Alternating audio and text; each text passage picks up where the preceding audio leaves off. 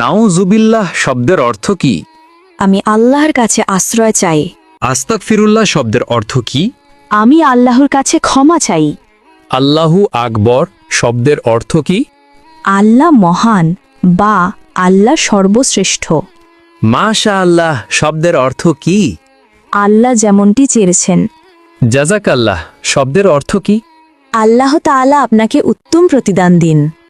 আসসালামু আলাইকুম এর অর্থ কি? আপনার মৃত্যু হোক।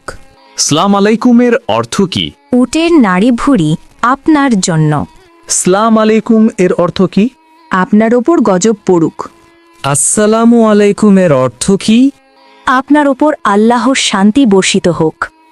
চৌধুরী শব্দের বাংলা অর্থ কি? 4 অঞ্চলের প্রধান। শিকদার শব্দের বাংলা অর্থ কি? জমিদারের সহকারী।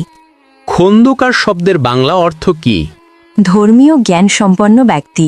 শেখ শব্দের বাংলা অর্থ কি? জ্ঞানী বা পণ্ডিত। খান শব্দের বাংলা অর্থ কি? নেতা বা শাসক। মৃত্যুর পর শ্বাসযন্ত্র কতক্ষণ জীবিত থাকে? 4 ঘন্টা। মৃত্যুর পর মস্তিষ্ক কতক্ষণ জীবিত থাকে? 20 মিনিট। মৃত্যুর পর কিডনি কতক্ষণ জীবিত থাকে? 26 ঘন্টা। মৃত্যুর পর চুল কতক্ষণ জীবিত থাকে? 6 ঘন্টা। হজরত মুহাম্মদ সাল্লাল্লাহু আলাইহি ওয়াসাল্লাম এর কতজন সন্তান ছিল? 7 জন। জাকারিয়া আলাইহিসসালামের কতজন সন্তান ছিল? 4 জন। দাউদ আলাইহিসসালামের কতজন সন্তান ছিল? 4 জন। সুলাইমান আলাইহিসসালাম এর কতজন সন্তান ছিল? 4 জন।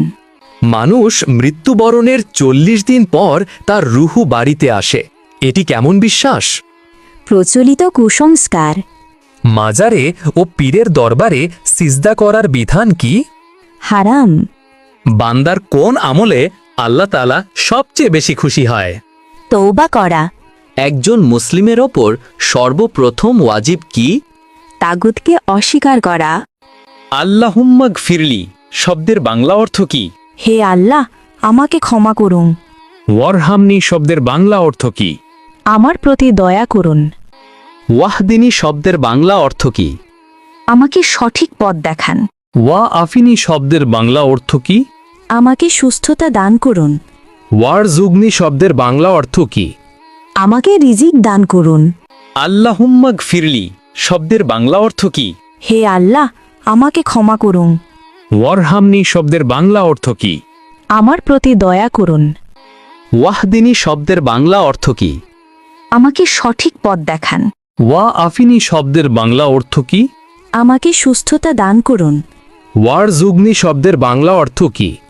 আমাকে রিজিক দান করুন।